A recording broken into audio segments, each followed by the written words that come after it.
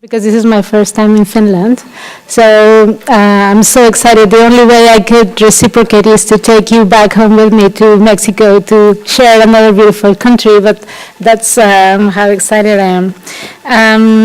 I want to tell you a bit about my NGO. We're a feminist Mexican NGO, and we have two substantive areas. One is on sexual and reproductive health and rights and access to legal abortion.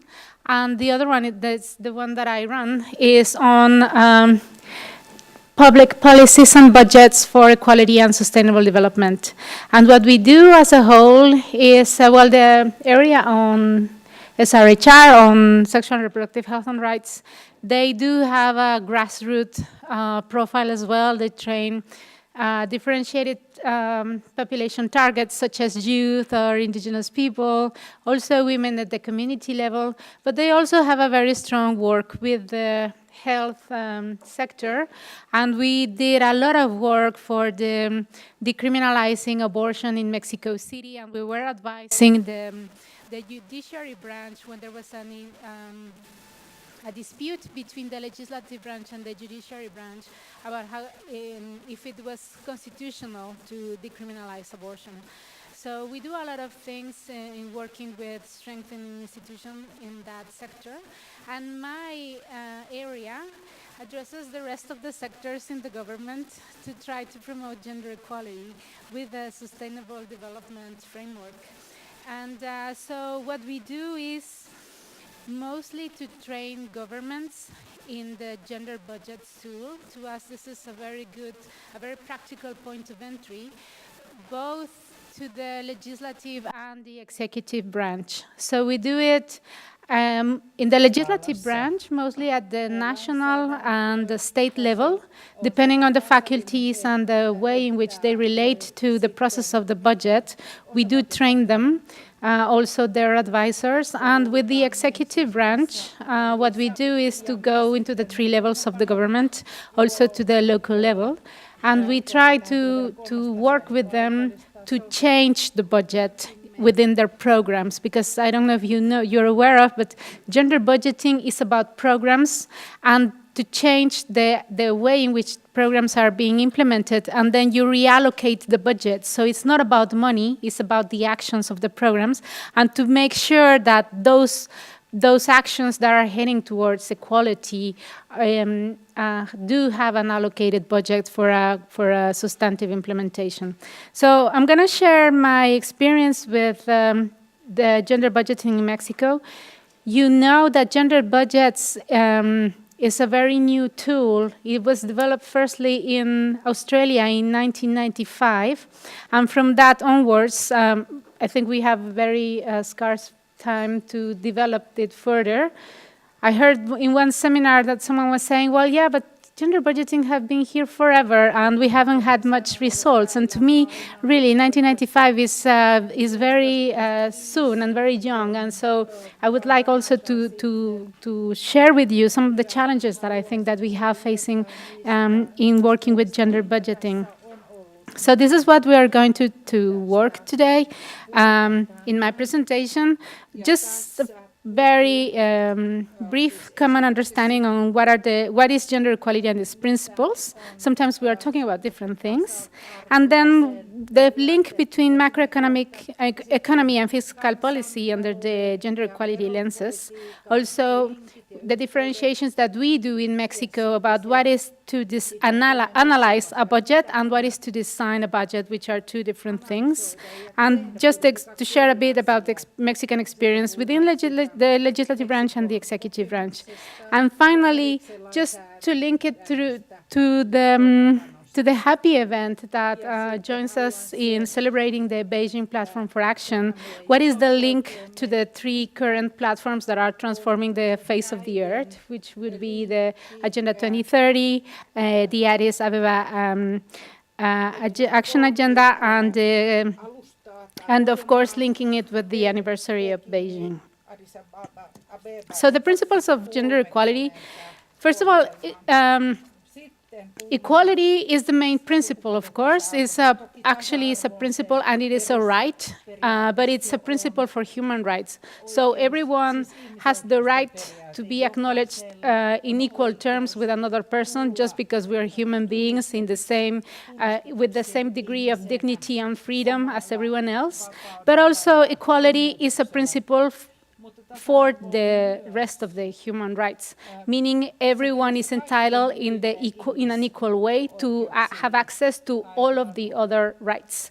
So the equality is a principle and a right itself. And it goes, so this is like the maximum aim. And then there are other principles that are related to it that are aiming to reach equality. First of all is the non-discrimination. Historically, it developed in a first stance after the notion of equality in the birth of the contemporary state. And the non-discrimination stance is precisely that, given the fact that all persons should be considered as equals, then there should be no exclusion of people. For instance, I can tell you about an example in Mexico, because to us, equality has to be read in relation to state. Well, actually, all of these principles, we relate them to the state dimension, because it's the state who has the guarantee, the rights, the exercise of rights.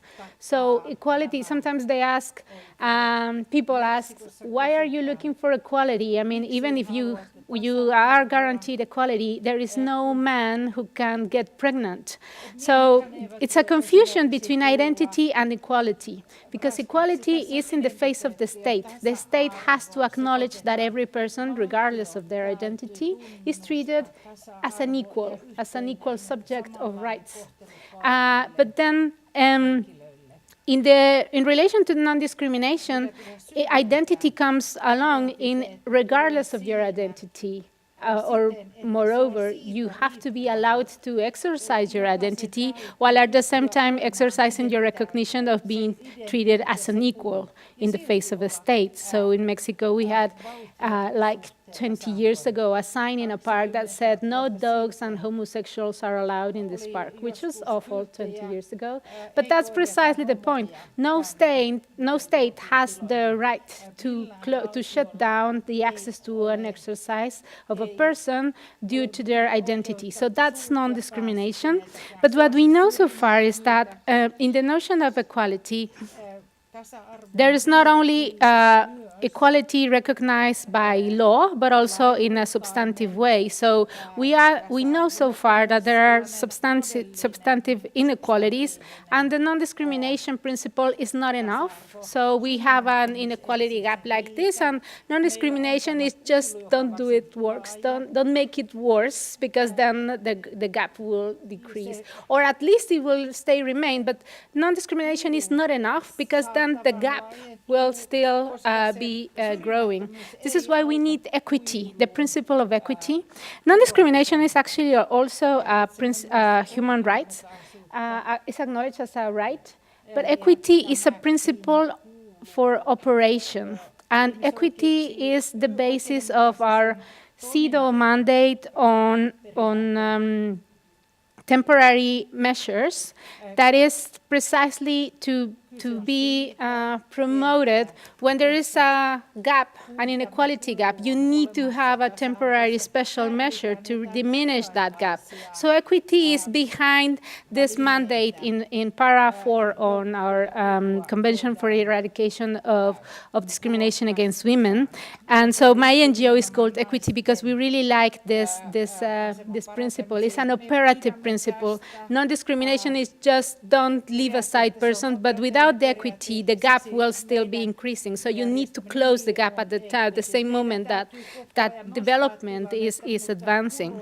Another principle that is so important is parity. And people think, well, yeah, this is the most likely, most close notion to a numeric allocation or notion of the relation between women and men. But parity has many ways to be implemented depending on the on the type of decision that we're making. And to us, it's very important when we're thinking about it from a macroeconomic point of view, to link it also not only in the decision making at the public level, but also at the private level, because women cannot have access to paritarian decision-making posts without having a share of the time used in unpaid domestic and care work back home with men. So parity has to be linked as well with time used with men back home, and not only at the public level. And we'll come to that afterwards, because gender budgets has everything to do about it. And finally, the principle of freedom.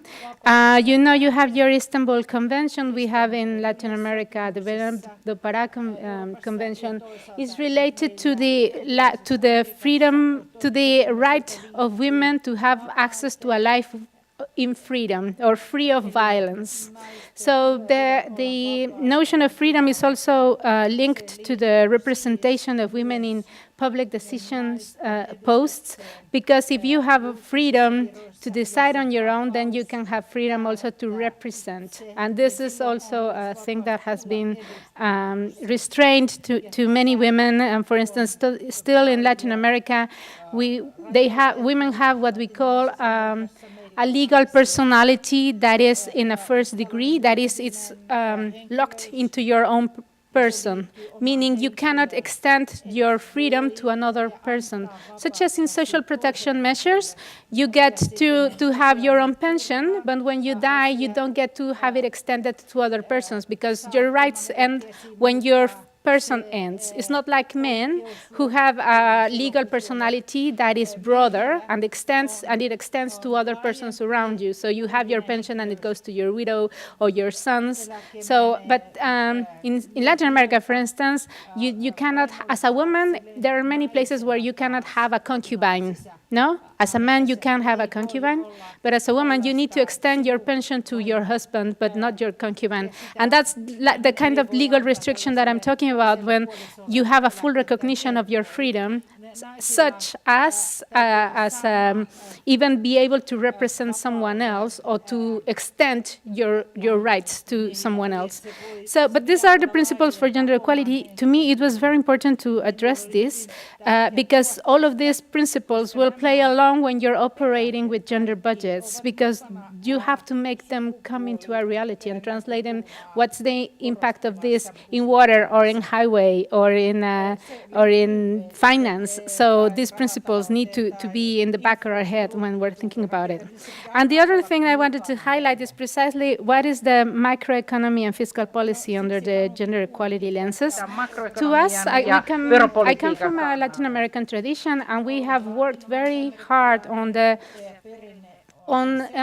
approaching economy from a feminist point of view, in which we read that it is actually the sexual division of labor which is at the root of the way women and men relate in human societies.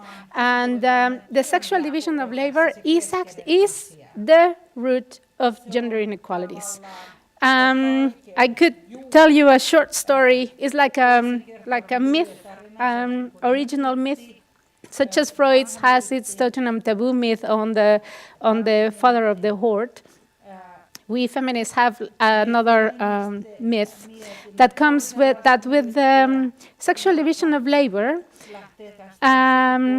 Men were allocated some tasks and women other kind of tasks. And for instance, women have taking care of children, taking care of the family, but also health and education and preserving the local surrounding, whereas for men there were three things that were allocated to them. One is, of course, to be providers. The other is the decision-making in a collective surrounding, and the third was security. So if you see, this is where the mythical parts come. As a derive from the tasks that were allocated to men, the state was born. It's like the single gift that men gave to the human society as a whole is the state. If you can see, the state, they did it so well, men did it so well, that they created this third entity that could take care of that without a person being needed. So that third entity is taking care of now of all those three issues. And it's so powerful. It's such a big thing that later on in time, this third entity started to gather some of the tasks that were allocated to women, such as education or health. For instance, education, in our modern state, well, there is a long story about university and states, and how is it that states funded their universities, but then they started to work on those careers that have to do with the work of the state, such as law or economy or philosophy. So it's very interesting. And for instance, I don't know if you are aware of it, but in Qatar, the first clinic was done, the first health clinic by the state was done in 1975, meaning health was still a matter of a private access. But then that tells us about also when there is a backlash in the economy, the first sectors that the state withdraws are precisely related to those that the state doesn't think that is like in its own ethos, no? Such as they will never cut security budgets, but they will cut in education and health, which is like, that's a secondary part. But that goes along with this mythical theory that I'm sharing with you about the relation between the sexual division of labor and the origins and the entity of the state. But this is very important as well, because then men did it so well. It's like, okay, it's my task. I'm going to do it nicely. But then the state that we know of is totally exclusive of women. I mean, they did it because, yes, this is what I have to do. But then women were left in the private area. So now we're having a very difficult time in including women into the logic of men. So being a feminist is something that's very radical, because what we're trying to do is to change that third entity, to acknowledge fully that women are also citizens of that state, of that wonderful entity. So I will just say that women had two great inputs to humanity, such as in the equal level that men had with the sexual division of labor. And first of all is agriculture. Agriculture was developed by women. And the second is the gender perspective that was totally developed by us, women. And with that, we will change the state. So we're very happy that with this input that women are making with our own creativity, we will change that entity that was created by men, so that this state can do for the first time what it is in its own potential, meaning to eradicate the sexual division of labor. This is very important, because this third entity, thanks to our taxes and thanks to the planning and the expenditure, the state can take on its own many of the things that were allocated into the sexual division of labor. So we will go into this paternal leaves or daycare systems in which individuals had to do it on their own, and mostly relying on the sexual division of labor and the unpaid work that women were performing. So women are subsidizing economy. We'll see about it later. And but now the state has another potential to transfer the entire structure in which women and men had been engaging since the beginning of time. So the second element that is really important in discussing this is that work is the means through which value is produced, if you remember your Marx, but also your Adam Smith and many original economists. So what they say is the value is produced by work, by human work, not about the circulation of the merchandises and goods, but by work. And this was a breakthrough that was changed in the global order in Bretton Woods, because when we shifted from the gold to the dollar, there were many other decisions that were done. And one was precisely, now that we're in a globalized world, what are we going to take care take into consideration as our global economy. And it was decided that only those goods and merchandises that are and capitals that are circulating in the market will be acknowledged as valuables. So this means that all the work that women do outside the market was not going to be considered part of the orthodox economy or the formal economy. This has lots of implication at the macroeconomic level because from our time surveys, we know that women do perform depending on the time surveys of the country, but they will perform. I'll show you some statistics in Mexico, but sometimes they come to even 80 or 85% of the unpaid domestic and care work. So meaning really women are subsidizing the economy because only the part that is outside in the market is being paid or remunerated, whereas that other part of the work is not. So when the state withdraws its budgets to all of these social fields, then women are actually extending the time of their work, but also absorbing the greatest impacts of that withdrawal from the state. So the unpaid domestic and care work is the main obstacle for women all over the world to exercise their rights, and it's become the new form of slavery. We've heard many times women in so many fields that are saying, okay, for instance, in women in decision-making, when we were making budgets for increasing the participation of women into the legislative branch, and sometimes they were saying, well, yeah, you see, I'm a deputy, but I cannot run for senator now because my aunt needs dialysis, so I need to go back home. And I'm still waiting to hear a deputy guy who tells me that they cannot run for senator because their aunt is getting a dialysis. So men don't do that.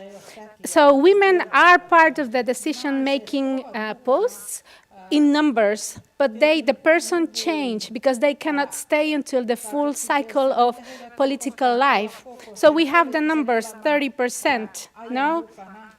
In the seminar that our chair of the Gender Equality Commission was saying, women are there, but women withdraw, and another woman comes, and their time is very limited, whereas guys, men, they get to stick to the full cycle of their political life. So the problem is not only the access, but also the permanence because of the relation to the time, to domestic time.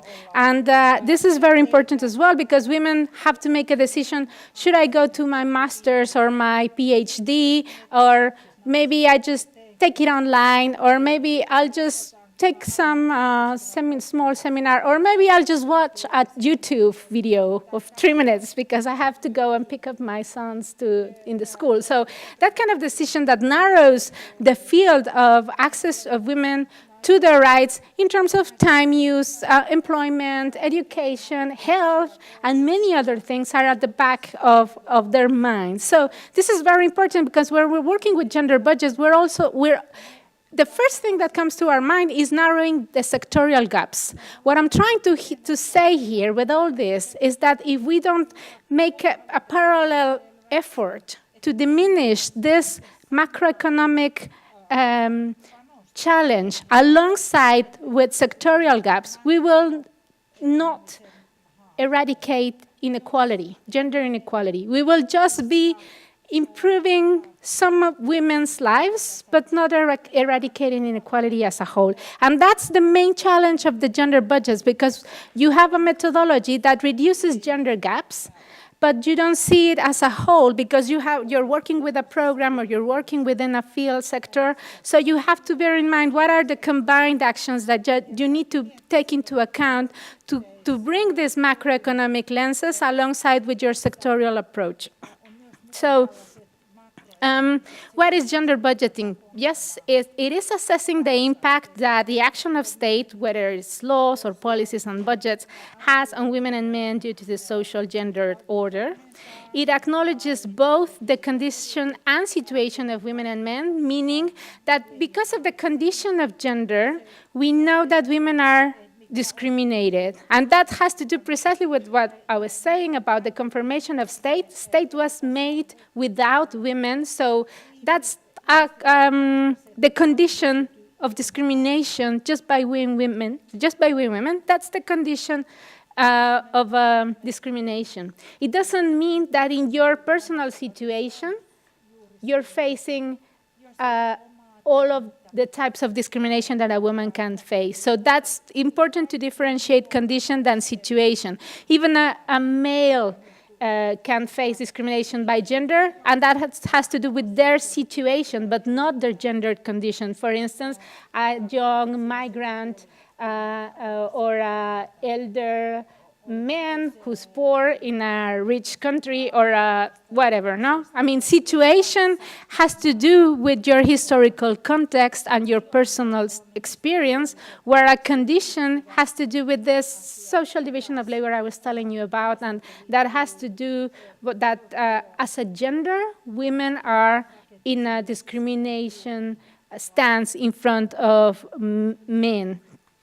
So what do we need to do is addressing their needs, interests, and rights across the lifespan, and bearing in mind the human diversity, because this is another thing. I'm always asked, so why are you working on women? What about indigenous people and the youth and people with disabilities? And I'm like, well, they're women and men, right?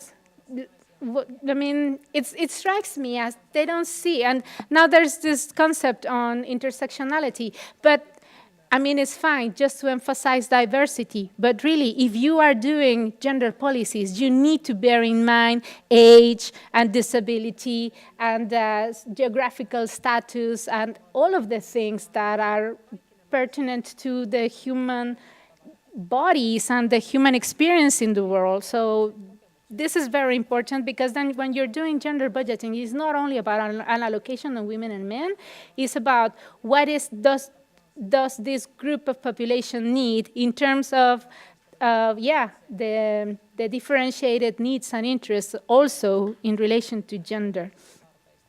So this is what I was saying. It promotes the eradication of sectorial gaps, could become a tool to eradicate the discriminatory framework in which the sexual division of labor poses structural challenges for women and men. And it is one of the most important tools to strengthen national institutions and finances. To us, this is a very important issue, because we're not trying to, for one stand, it doesn't see inequalities as isolated from the state. Actually, it's the other way around. When you're working with gender budgets, you realize, firstly, that the first entity that is promoting inequalities is the state.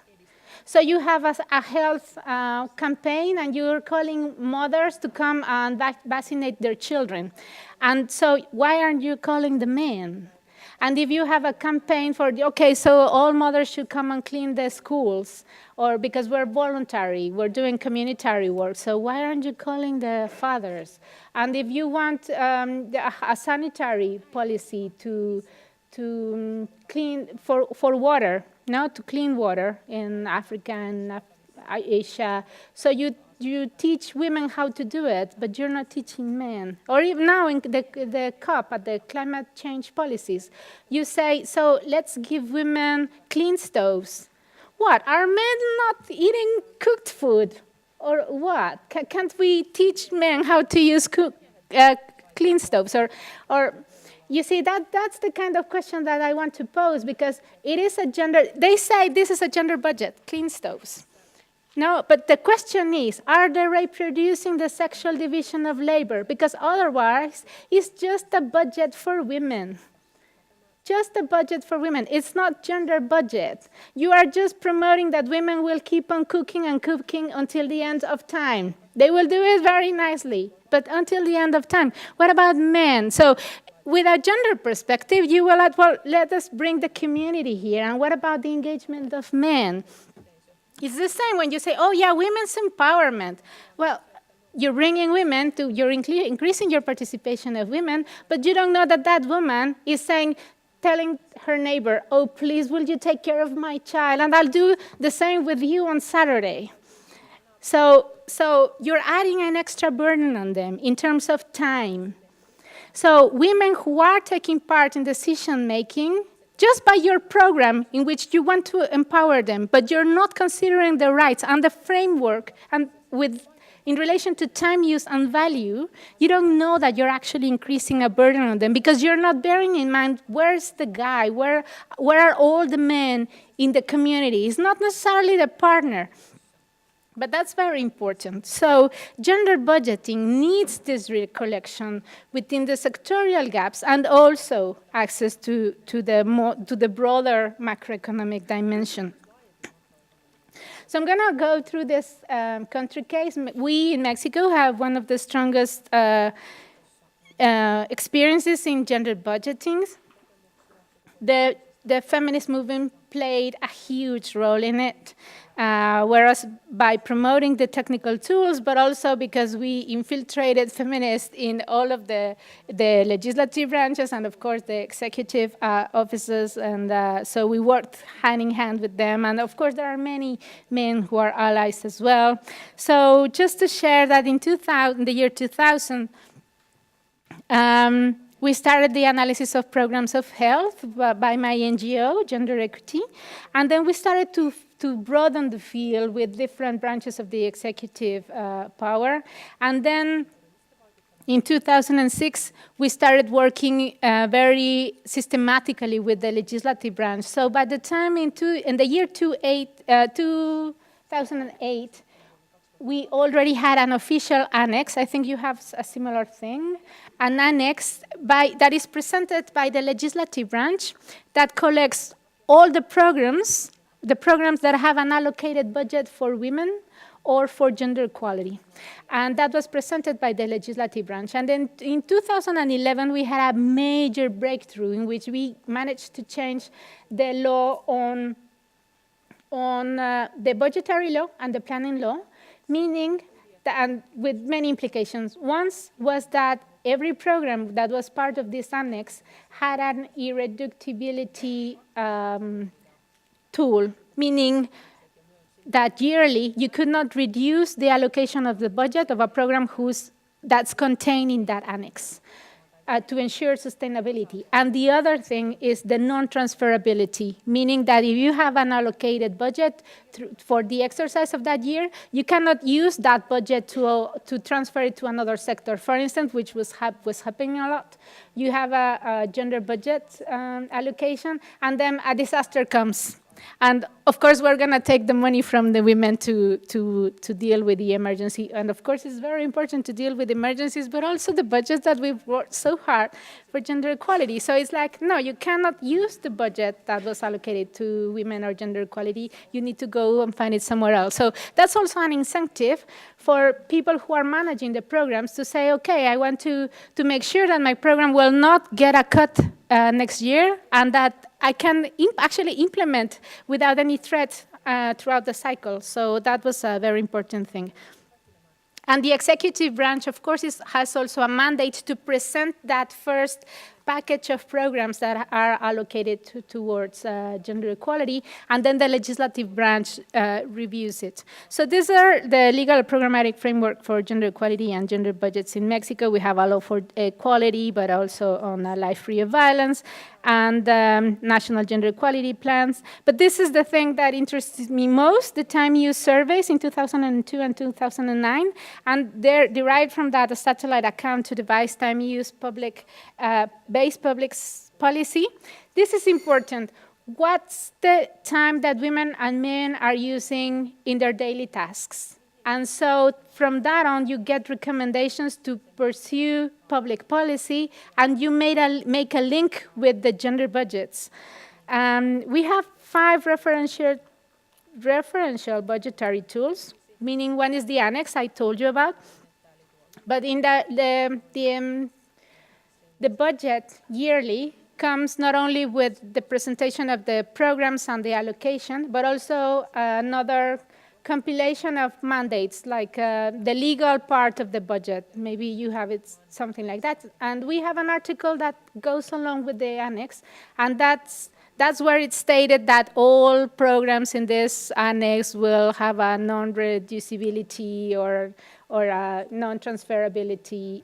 So that kind of mandate goes along in the article, and every year it goes improving by stating, so this is the kind of elements that a program has to have. It has to have sex disaggregated data. It has to have, to promote or to measure the engagement of women and men, or it has to reduce an inequality gap. So that kind of methodological things are stated in this article. And then we have another tool yearly that's called the methodology that presents the programs in three different kinds. One, what programs are devoted to achieve gender equality? Another, what type of program are devoted to eradicate discrimination based on gender? And thirdly, what programs are allocated to eliminate violence against women? So this methodology allows us not just to portray gender budget, but going further into the topics. And so you have a clearer view of which is just keeping discrimination from going further, and which programs are actually making you go forward. And this agenda, of course, of violence against women, that is very important to keep track of. Finally, there is another one that's very interesting. All of the institutions, every program has to go through this final tool, which is that sex disaggregation per institution. Every institution has to say how much it is spending on women and on men. Every institution, even if they don't have a gender budget, they need to say how much what's their approximate they think they're expending on women and men. And of course, many say, I don't know. But given that they have a mandate and it's there in blank, they need to keep on working on the tools so that eventually they will be able to say how much is their expenditure. So that's for the legislative branch. And in the executive branch, we have, that's what I was saying, the legislative branch has the power to analyze the budget, to see what is it that, let me see if I have, no. What is it, what's the full panorama, the full view of the programs. That's what the legislative can do, and to analyze the impact of women and men. So whereas the executive branch has another faculty, which is to change the programs. So what we do, and so that's the executive gets to design gender budgeting, whereas the legislative gets to analyze. Yes? Legislative, analyze, executive, design. And those are very different methodologies, very, very, very different methodologies. So when you're designing gender budgets, you go and work with the diagnostic of problems, and then, of course, in relation to gender. And this is very important, for instance, in highways. Let me tell you about how you can do a highway with a gender budget tool. I got across with this infrastructure institution, and they say, we have budget for 2 highways, but everybody uses a highway, so you cannot discriminate against women or men when everybody uses a highway. I was like, okay, tell me about the highway. Tell me about your first highway. Okay. The first one was in the border with the US, and it was meant to fasten the transport of merchandises. And so I was asking, okay, and who do that? Men or women? Well, mostly they're the drivers of the trucks who are men. And I was, well, tell me about these men. Well, for instance, now in Mexico, as you know, we have a big issue with organized crime. So they say, well, they take a lot of drugs, and coffee and Coke, just to keep on going. They cannot stop because they're in danger of stopping, and so they will be, the merchandise will be stolen. But also, they are charged by time, so they need to be there very fast, and they cannot take care of them. So I was saying, okay, so what can you do to help these men? And one guy said, well, maybe we can make a contract with the public security, and we can allocate some places where they can sleep right by the gas stations. And so, oh, yeah, that's a good idea. Maybe we can close the place so that they can park the trucks and they can sleep there. And another guy was saying, what about if we put some showers in the dressing room so that they can shower and they can sleep there? So the project got really to be a very nice highway for those drivers. And then the second highway, they said that it was to link some of the villages and to link with the new university, the new state university. But it was still a high-speed highway. So I was asking, okay, and who's going to use that highway? Well, women and men. But are they using their private cars? No, because they're young. Because then you need a track for public transportation, right? Oh, yeah, maybe we can do that. We can make a differentiation between the main roads and the parallel track for the public transportation. Okay, and what about the daily lives of these women and men, young women and men? And they said, well, when a woman is waiting at the highway, given also by the organized crime, they can just get pulled and raped and kidnapped. Okay, so what can we do to avoid that? Well, we can put a screen glass like in the stand where they get their public transportation with a glass so that they can see from afar, so it will protect them from the environment. But also, if they're sensing something dangerous, we can put a phone so that they can push a button to let them know, and we can put a screen here. And so they were thinking about the lightning and the differentiated situation. So as you know, this was the same department in the institution, and the two highways turned out to be completely different because the users were completely different. And that was the way in which they could allocate the budget, bearing in mind differentiated needs and interests and rights. And so it's more like a reallocation due to this analysis rather than more money for women, which is like a very simplistic way of thinking about the budget. So it is the reallocation of budgets. We say it's a better expenditure, not more expenditure. And this is also very important. The indicators phase.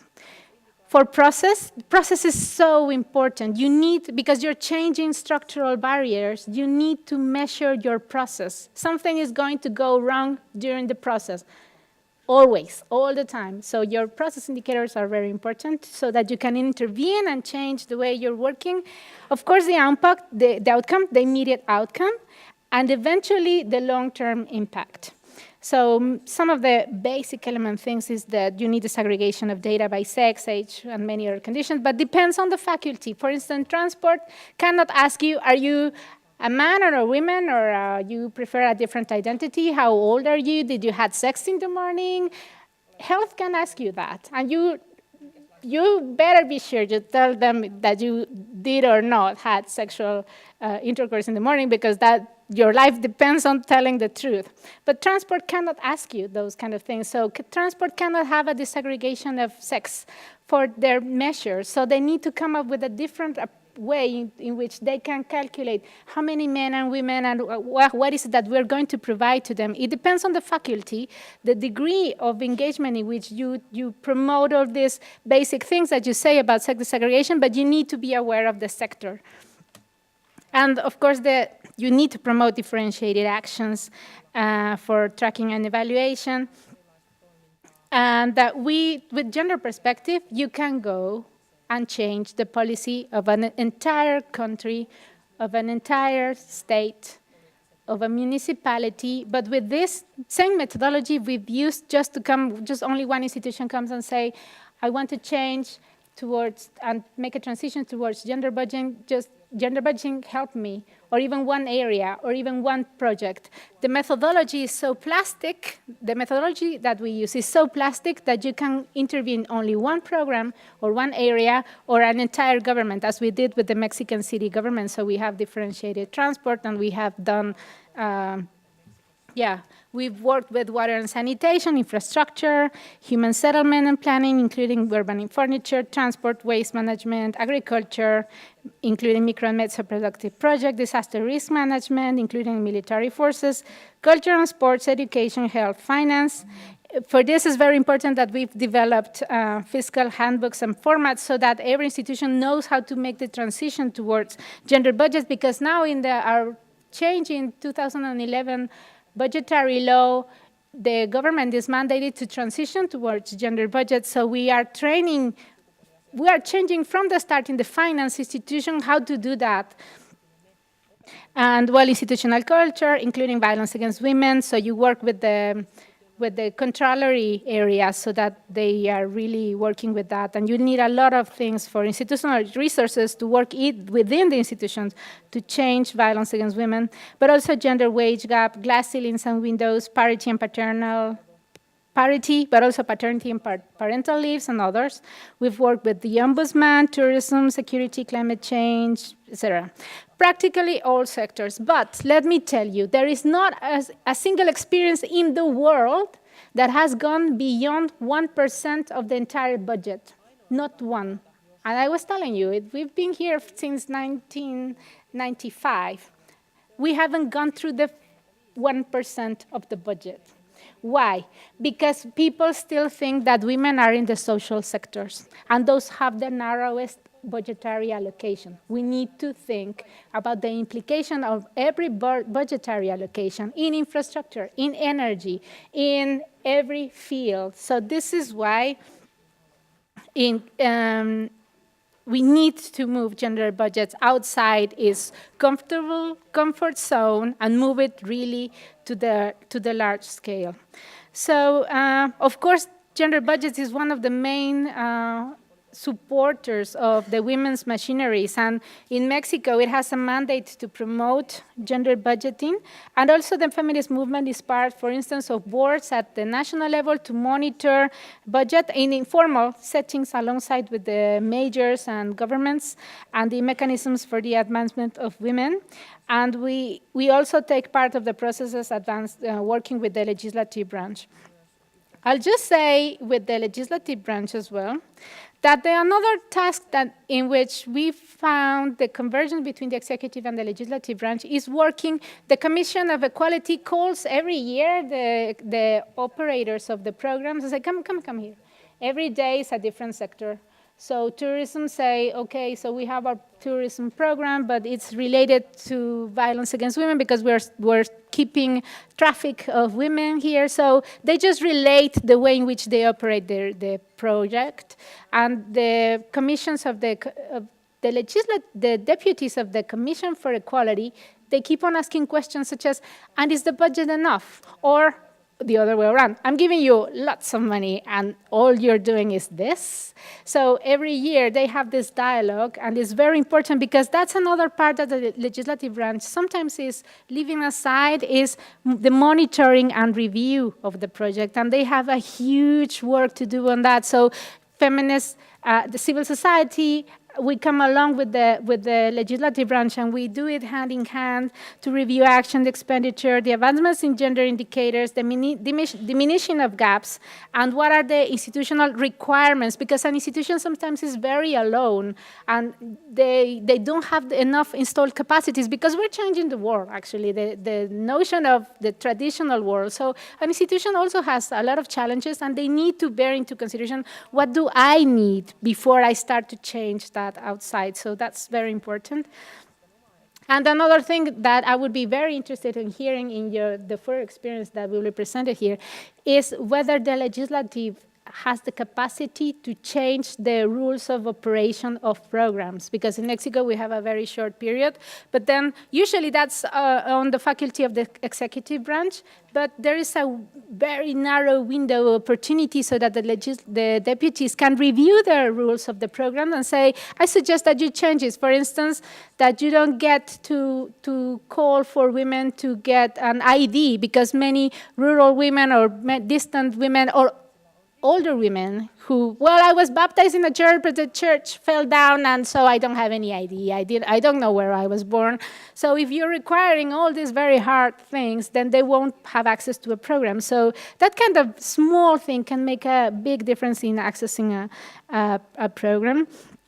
And I'll just let you know that in Mexico we have another, like a gender unit, so that the Commission on Equality can devote their entire time in the programs and the budgets, but there's another legal and technical body that produces statistics and analysis, and they are analyzing the budget so that they can provide the information, and the Commission on Equality is not overburdened with work, as happens to all women. So this is the challenge. Gender budgets need to transcend from sectorial and micro level to the structural and macro level. Not reproducing women policies, but going to addressing the sexual division of labor. Let me tell you some facts. In 2005, we knew that 1% of the arable land is in the hands of women. 1% of the arable land in the world was in the hands of women. This is 2015, and we've changed that figure, and it's now 2% of the arable land in the hands of women. Another important element is that 10% of the money that circulates in the planet is in the hands of women. 10. But if we make measures to reduce those sectorial gaps, and I'm being very bold, I'm saying that it's a sectorial gap. If you increase the women so that the number of women who have a title in the land, so that we get 50-50, those women who are owners, they will still go at night to take care of children who will have a fever at 2 or 3 in the morning. And they will, here in the Nordic countries, women who are in a very high decision post, they will go during the weekend to buy the grocery for the rest of the week. Because women are still burdened with work, not only on care work, but on domestic work. Here in Europe, we have the information that only a child underneath 2 years, takes as much work as an adult male in the care that a woman performs at home, meaning that women are taking care of their partners, their sons, or whatever, and, oh, are you sick? What do you want to have for lunch? And so women do iron their clothes, they fix their luggage and everything. So only a child under 2 takes more work than an adult male. So women are not only taking care of children, the elder population, people with disabilities, the chronic ill, they're taking care of men, capable men. So this goes into another relation to the kind of subjects of rights that we have and citizens, because it turns out the thing into the other way and shows us how men are so narrow in their exercise of autonomy. They're not autonomous beings. And that also has a relationship to the violence against women, because if they depend even to eat, then how am I going to let you go outside? So this time use thing is very important, and we need to start moving things around. And this is why it's not enough to reduce sectorial gaps. Really, it's not enough. We are adding burden on women. And that takes me to the final part of my presentation. How does this relate to Beijing? And well, I was saying, the international legal framework for gender budgeting is the same legal framework to promote and protect the rights of women. For instance, our beloved CEDAW, in Article 4, that promotes special temporary measures to reduce the gaps, of the inequality gaps. But also Article 7b, enhancing participation of women in the design and execution of public policies. But let us go to the Beijing Platform for Action, and why am I saying this is so crucial? There is not a document such as Beijing still that addresses the macroeconomic dimension I was telling you about. Just let me tell you, to show why I'm saying the macroeconomic dimension. If you have a match of paying how many If you decide, I'm not going to do any domestic chores, so I'm going to take all my clothing to the laundry, and I'm paying a cook for the 3 meals that I do at lunch, but also a messenger to take my sons to karate and things like that, and to pay for the bank, things like that. If you add it up, the costing is like there is not enough money in any household to pay for that kind of course. And if you add it up to the global income, the 60% of those courses are non-paid. Women are developing the 60% of the value that circulates in the world, meaning there is not enough money to pay for all that unpaid domestic and care work. If men would, the other 30% of the value that circulates in the world is paid, and women are also generating paid work, no? So that means that if men would stop working, it would be, of course, a very bad impact. But women are still working. But there is this other 60% of work that is amortizing, subsidizing the entire economy. That's what I'm saying. It is macroeconomic.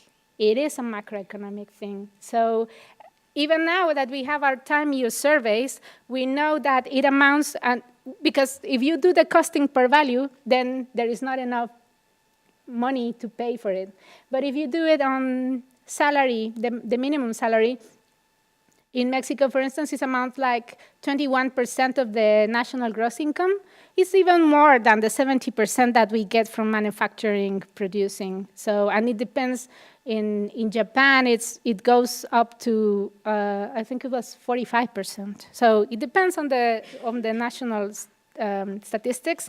But Beijing says you need to use the gender perspective to review and modify macroeconomic and social policies, but then look at indices B, to analyze those programs related to macroeconomic stability, structural adjustment, external debt problems, taxation. We have been approaching fiscal policy, but from the expenditure side and not from the taxing side, which is huge.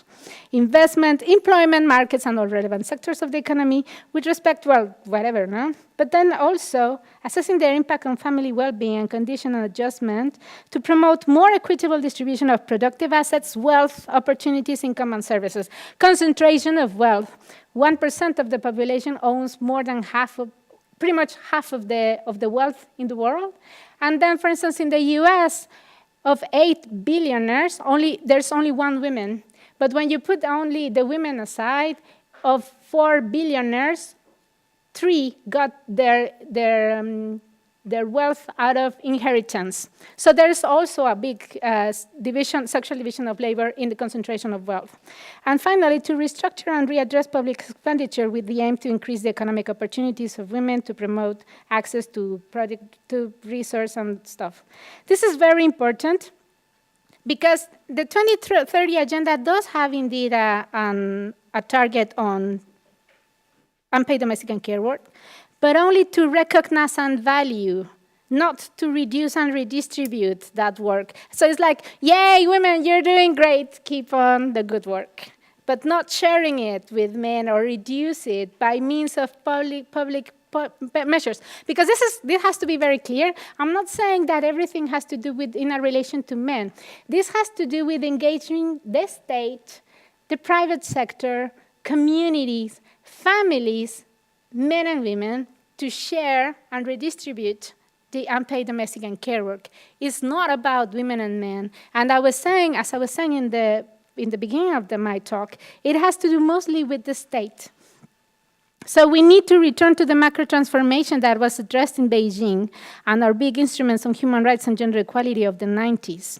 Now, the Addis Ababa Action Agenda for Action has gender budgeting as one of its main mandates, and it's one of the major outbreaks of this agenda to promote gender-responsive budgeting and tracking. And with this mandate, it is a very good tool to articulate all Goal 5 on gender equality on Agenda 2030 and to mainstream into all the Agenda 2030 with the other sectors to really achieve a transformation. So how does that impact the time use with climate change, with infrastructure, with health, education? That's a challenge. But so we have some challenges at the level of local and sectorial level, micro, meso, and macro level, but also in the 3 branches. And we need to work towards disaggregation of data. But my experience on gender budgets is that not only national statistic commissions have the information. When you go with the people who work in transport and in health and in finance, they know, oh yeah, women they do come in the morning, and men, well, they do tend to come in the afternoon, and it's pretty much more women than men. Or if you go with security, no, it's mostly men who come here, or the ombudsman. 60% of people who come here are women.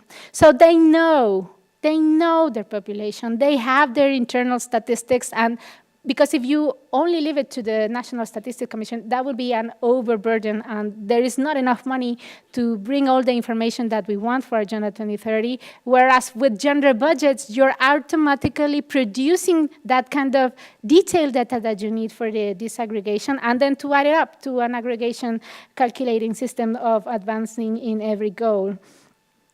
Yeah, so that's it. So.